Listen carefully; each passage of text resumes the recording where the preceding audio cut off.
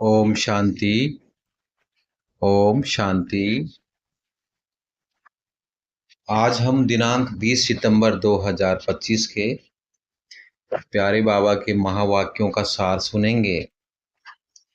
इसमें सार में बाबा ने कहा है, मीठे बच्चे, बाप आए हैं तुम पुराने भक्तों को भक्ति का फल देने। बाप आए हैं तुम पुराने भक्तों को भक्ति का फल देने। भक्ति का फल है ज्ञान। भक्ति का फल ज्ञान है, जिससे ही तुम्हारी सद्गति होती है। प्रश्न है, कई बच्चे चलते फिरते तकदीर को आपे ही सूट करते हैं, कैसे?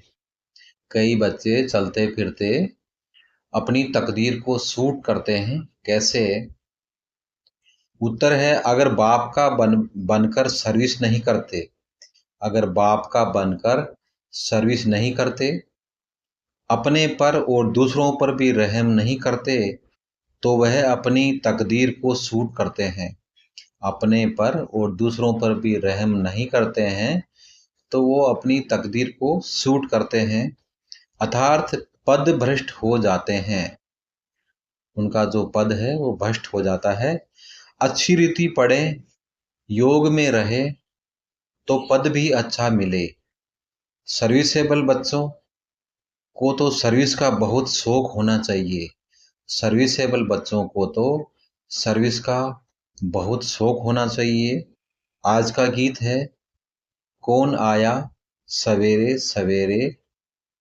आज बाबा ने धारणा का जो मुख्य सार है उसमें बताया है।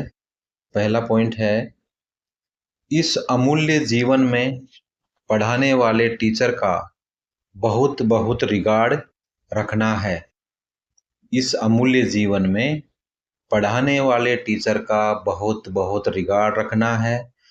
पढ़ाई में अच्छा होशियार बन सर्विस में लगना है।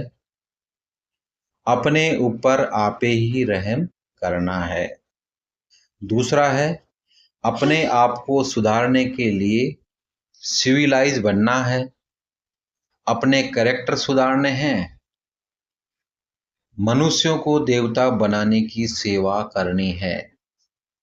वरदान दिया है, रूहानी ड्रिल के अभाव द्वारा फाइनल पेपर में पास होने वाले सदा शक्तिशाली भाव।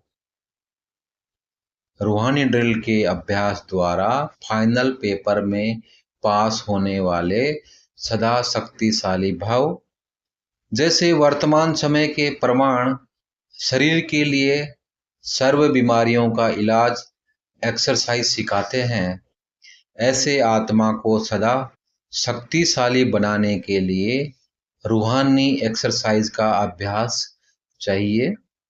चारों ओर कितना भी हलचल का वातावरण हो, लेकिन आवाज में रहते आवाज से परे स्थिति का अभ्यास करो।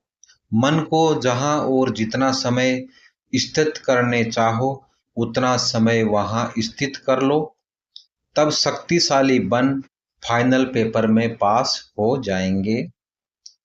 स्लोगन है, अपने विकारी स्वभाव व कर्म को समर्पण कर देना ही समर्पित होना है। अपने विकारी स्वभाव, संस्कार व कर्म को समर्पण कर देना ही समर्पित होना है। अव्यक्त इशारे हैं, अब लगन की अग्नि को प्रज्वलित कर योग को ज्वाला रूप बनाओ।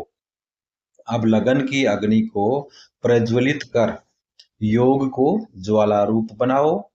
जब तक आपकी याद ज्वाला रूप नहीं बनी है, तब तक ये विनाश की ज्वाला भी संपूर्ण ज्वाला रूप नहीं लेती है। ये भड़कती है, फिर शीतल हो जाती है, क्योंकि ज्वाला मूर्त और प्रेरक आधार मूर्त आत्माएं अभी स्वयं ही सदा ज्वाला रूप नहीं बनी है। अब ज्वाला रूप बनने का दृढ़ संकल्प लो और संगठित रूप में मन बुद्धि की एकाग्रता द्वारा पावरफुल योग के वाइब्रेशन चारों ओर फैलाओ। ओम शांति। शुक्रिया बाबा, शुक्रिया।